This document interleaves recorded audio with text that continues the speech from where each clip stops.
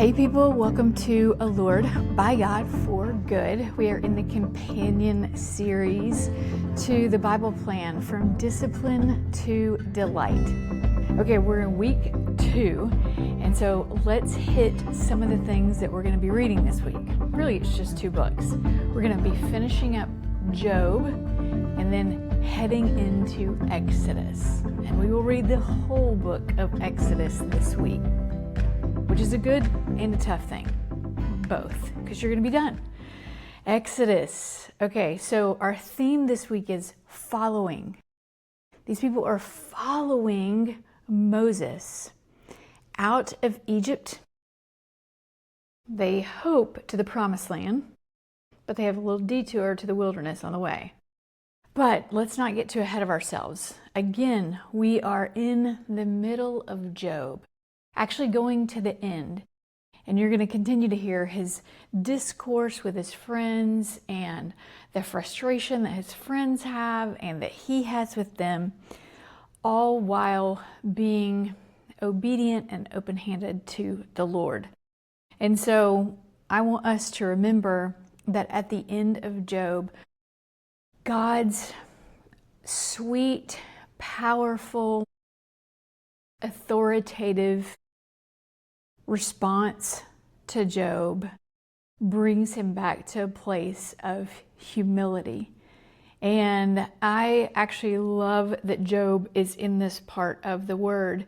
And so as a reminder, Job is here because this is when we believe that that book was written, in the nomadic days. And that would be right in between Genesis and Exodus.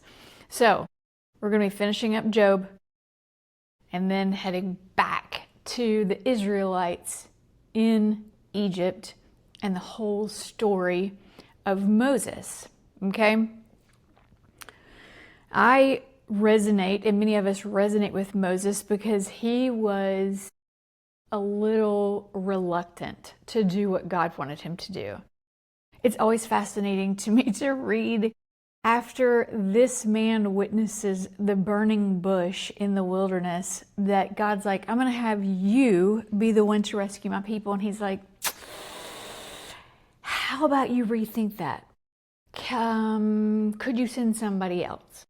And I'm thinking, wow, the relationship and trust and favor that you must think you have with the Lord to say that. However, don't we say that? We say that all the time, right?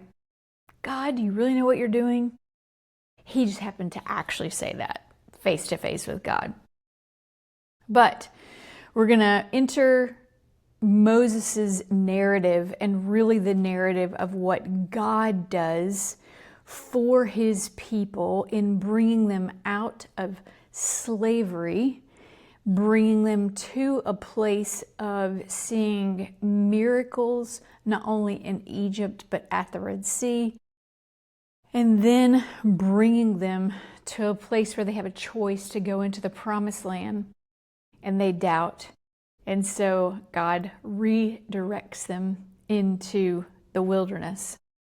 And so a couple things I want to hit on is that the wilderness for God's people was actually intentional. And we all may go to a wilderness at one time or another, and it's all intentional. I don't want us to get caught up in something to where we think that that was plan B for God. God was always going to take them to the wilderness. God's plan A always happens God's way. Okay, I'm going to reiterate that. God's plan A always happens God's way. And we get the privilege of reading it, but of course we're taking into it our own humanity and our own narrative. So, again, read through this week. Look at the plagues and the Passover that happens in Egypt, because that is a foreshadowing of Jesus and the Passover lamb. Focus on God's sweet rescue of them through the Red Sea, and then watch as they continue to look backwards Everything looks a little better in the rearview mirror. And they look backwards and they're like, oh, but we were slaves, but we ate good in Egypt. How can you be taking us forward into this desert? We don't have any food. We don't have any rest. We don't have any sustenance. Moses, what are you doing? What is this that you're doing to us? What's a fascinating piece of this that I think I don't want you to miss is that in Exodus 16 through 17, this is crazy because this is before the 10 Commandments. And God gives them bread from heaven, which he called manna, gives them bread. He gives them rest.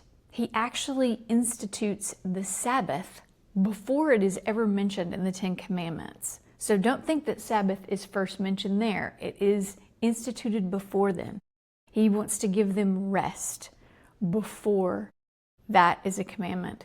And then he gives them water from the rock. And so he's giving them daily what they need, bread and water, and he is giving them rest. These are also foreshadowings of what we have in Jesus. Bread from heaven, the living water. We have his rest because his burden is light and his yoke is easy. And so these are all foreshadowings for the people of God.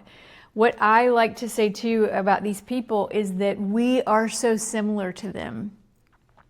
One of the adjectives that I think describes these people so well is that they were desperate. They were desperate slaves. They followed freedom, even though they didn't understand it. They didn't understand the plagues. They didn't really understand what Moses was telling them to do in Egypt, but they were desperate to get out. And so they followed. They were desperate doubters. When this is before the wilderness happened, right before then, as God gave them manna, they were desperate because their bellies were grumbling. They were like, we're going to die here. We're going to starve in the wilderness. God gave them bread. God gave them quail. God gave them water. He sustained them, but they were doubters because of their own feelings. And then they were desperate wanderers. When God led them to the wilderness for 40 years, they followed, but they followed grumbling. And so a lot of these people who were in the wilderness ended up dying in the wilderness. They never got to see the promised land. Moses was one of those. He did not see the fulfillment of the promised land. And yet he trusted God's providence through it all. So I'm excited for you to read this week, end of Job, Exodus, the entire book, and see yourself in the story.